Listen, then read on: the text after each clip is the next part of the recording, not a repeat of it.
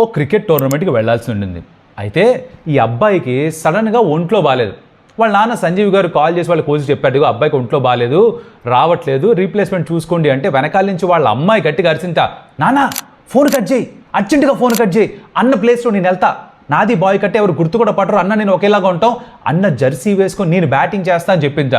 ఎలాగోలా మొత్తానికి వాళ్ళ నాన్న నొప్పించి వాళ్ళ కోచ్ నొప్పించి ఈ అమ్మాయి వెళ్ళి అబ్బాయిలతో పాటు కలిసి ఆడుతూ ఓ ఆట ఆడుకుందంట, ఉతికి ఆరేసింది బౌలర్స్ అందరినీ కూడా. ప్లేయర్ ఆఫ్ ది టోర్నమెంట్ కూడా అయింది.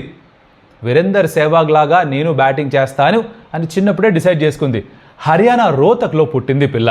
నువ్వు అక్కడి నుంచి ఎక్కువ మంది కబడ్డీ ప్లేయర్సు, రెస్లర్సు, బాక్సర్సు వస్తూ ఉంటారు. క్రికెట్ ఆడే చాలా తక్కువ, అమ్మాయిలో అసలే తక్కువ.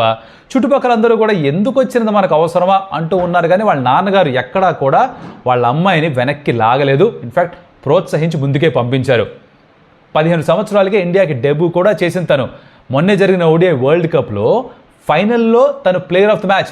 యాక్చువల్లీ స్క్వాడ్లో లేదు, ప్రతిక రావాల్కి ఇంజురీ అయితే రీప్లేస్మెంట్గా వచ్చి player of the final. Destiny's child Shafali Verma. తన స్టోరీ చూసారా? From cutting her hair to taking the bowling attacks apart.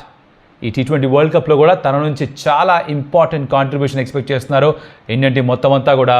Let's cheer for her.